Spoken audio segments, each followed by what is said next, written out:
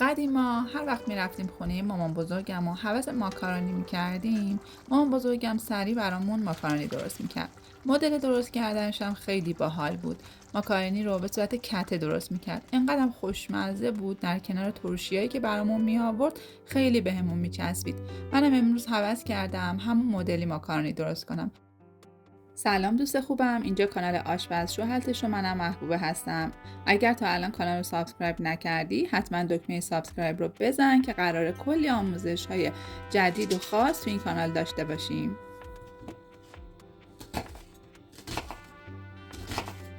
برای درست کردن ماکارونی میریم سراغ پیاز رو نگینی ریز خورد میکنم. من از یه پیاز متوسط استفاده کردم.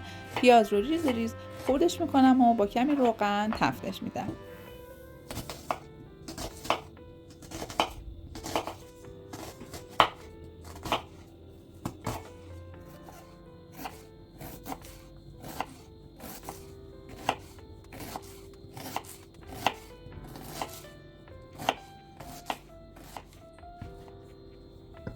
بعد اینکه پیازها رو خورد کردیم داخل مایتابه میریزیم و با کمی روغن پیازها رو سرخ میکنیم. نیازی به سرخ کردن زیاد نیستش، در حد تفت دادن و سبک شدن پیازها کافیه.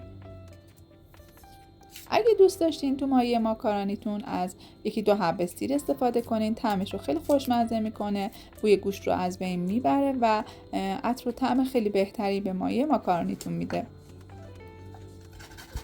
سیر رو رنده ریز میکنم و بعد اینکه گوشت رو ریختم به مواد گوشتی اضافه و کمی تفتش میدم.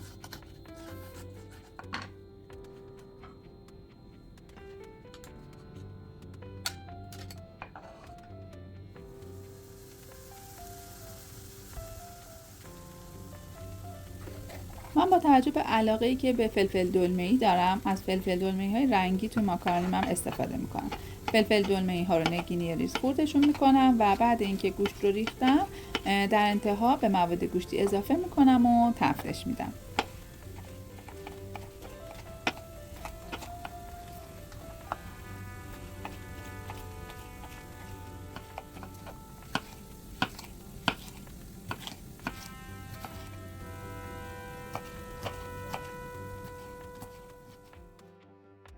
پیازم که کمی تفت خورد گوشت رو اضافه میکنم. گوشت رو کاملا بازش میکنم و با پیاز تفت میدم که بوی گوشت از بین بره و مایه ماکارونی من طعم خوبی داشته باشه.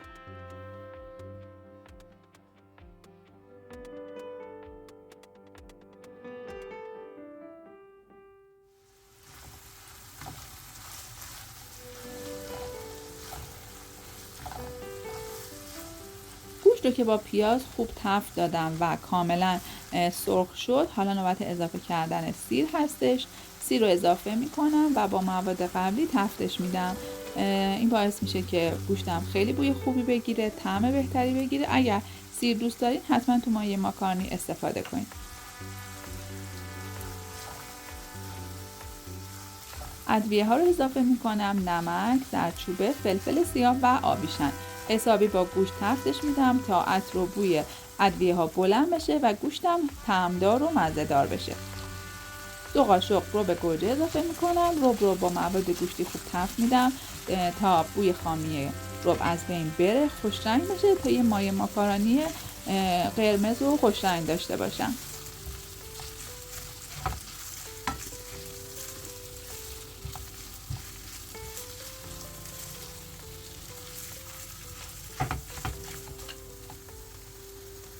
و حالا نوبت اضافه کردن فلفل دلمه‌ای های رنگی هستش که به نظر من مایه ماکارونیمو خوشگل میکنه، طعمش هم خیلی بهتر میکنه و همینطور که خاصیت هم خیلی زیاد داره، مخصوصا بچه‌ها که ماکارونی دوست دارن. با خوردن سبزیجاتی هم که توش هست حداقل خاصیتش رو بیشتر میکنیم. 2 تا لیموی تازه رو هم آبش رو میگیرم و به مایه گوشتیم اضافه میکنم که گوشتم خوشمزه تر بشه.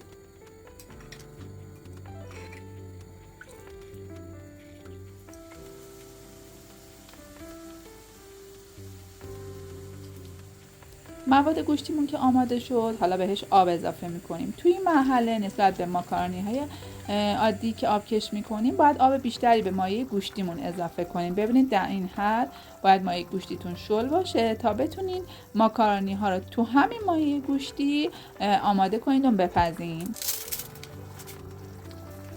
من رشته های ماکارونی رو از وسط نصف کردم و داخل مایه ماکارونی میریزم.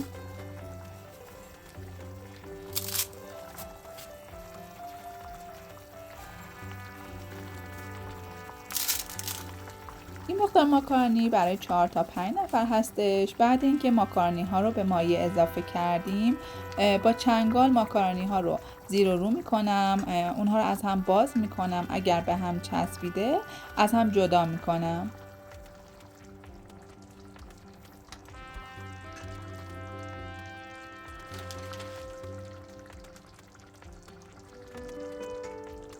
کم کم ماکارونی ها نرم میشه، با چنگال اونها رو زیر و رو میکنیم، از هم باز میکنیم و با مواد مایع ماکارونی مخلوطش میکنیم.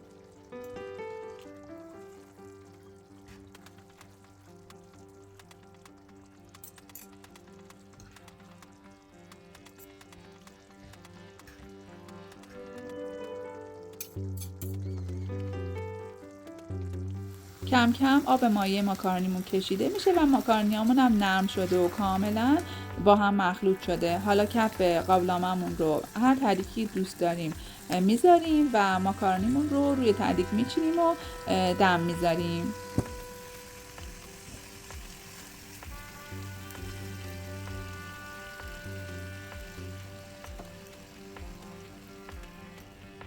ماکارونی هامون رو توی قابلمه بزرگتر دم میذاریم، همه رو روی هم میریزیم، یک کمی بینشون رو باز میکنیم که هوا بین ماکارونی ها باشه، خیلی به هم نچسبه و شل نشه.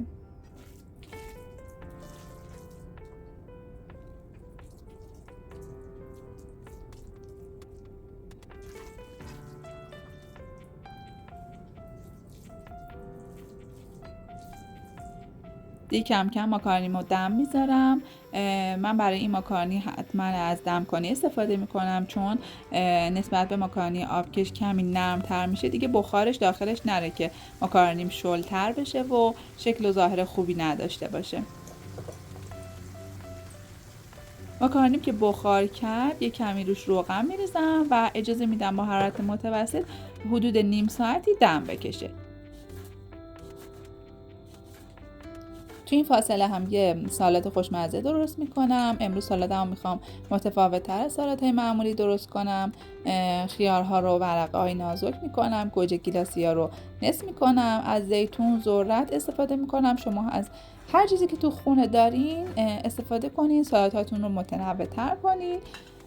تو این مرحله من ذرت ریختم، زیتون استفاده کردم و سس خونگی که خودم با ماست و آب لیموی تازه درست کردم بهش اضافه میکنم.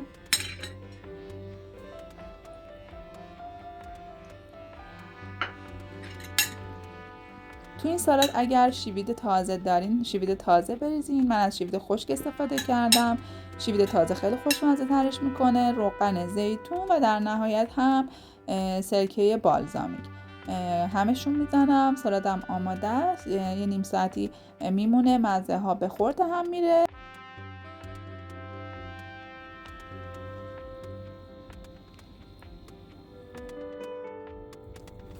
به به، ماکارونی منم دیگه آماده شد. منو که یاد قدیما انداخته. شما هم اگر جز افرادی هستین که هفته یک بار دوست دارین ماکارونی بخورید، یه بارم این مدلش رو تجربه کنید. این مدل ماکارونی چون رشته های ماکارونی با مایه ماکارونی با هم پخته میشه، طعمش کمی خوشمزه تر میشه چون آب ماکارونی دور ریخته نمیشه، ولی نسبت به ماکارونی آبکش یک کمی نرم تره.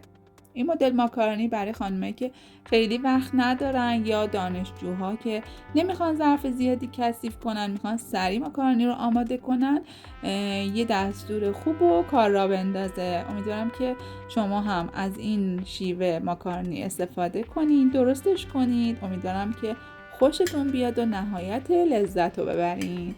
تهدیدش هم یادتون نره، هر وقت خوردین یاد منم بیفتین.